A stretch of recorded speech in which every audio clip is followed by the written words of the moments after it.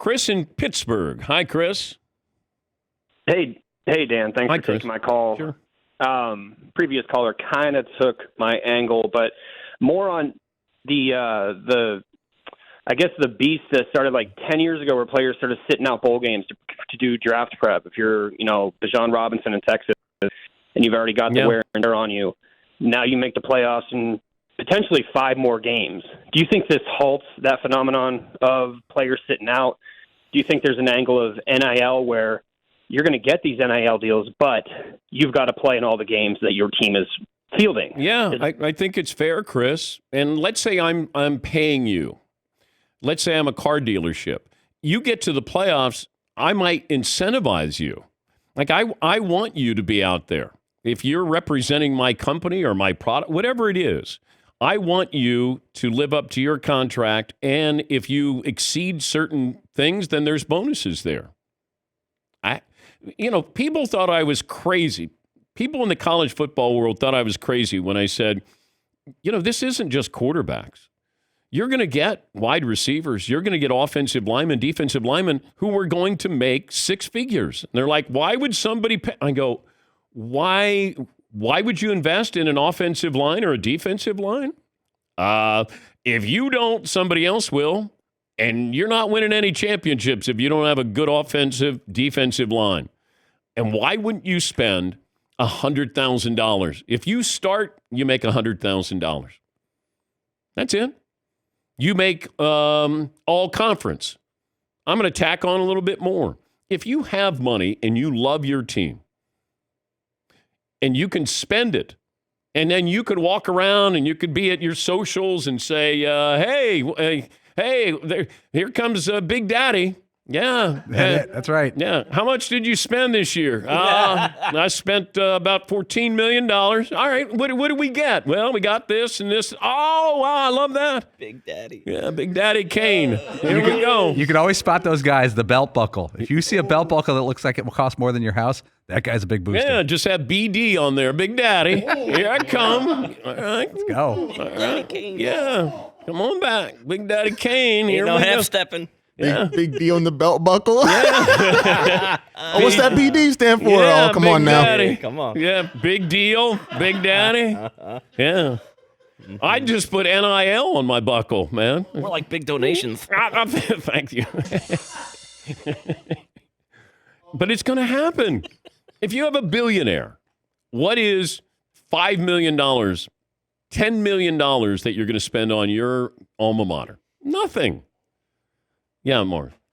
If you're the owner of Bojangles and you went to Georgia, why would you not spend, right, like you said, $500,000 on your defensive line to do a couple commercials? Absolutely. Hey, fine. Absolutely. There, until we have government, oversight committees or whatever they're going to do to try to tamp this down a little bit, I'd go crazy.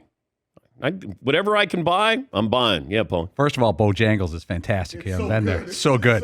When you're hungover at 9 a.m. right before a tailgate, Bojangles is a Mr. 1C. Bojangles. If I'm Matt Rule at Nebraska, I try to get a hold of Warren Buffett. Say, you've always said you're into Nebraska sports, Nebraska football. Let's make it official. Come on down. You want to be offensive coordinator, whatever you want. Richest man in the country. I don't think it's a good investment. Not bad. That's your Warren Buffett impersonation. Okay. Sound like Warren Buffett and Butthead. Okay, if I have Warren, It's a good investment. next time we have Warren Buffett on, Yeah, you can. will you do your impersonation of Warren Buffett? Sure, if you make me do it. Wow. Oh, he answers every question. You're like, wow. I know. Crazy. It's a higher pitched Bayheim instead of. Well, there's a little bit of Jimmy Stewart in there because whenever I'd say, are you related to Jimmy Buffett?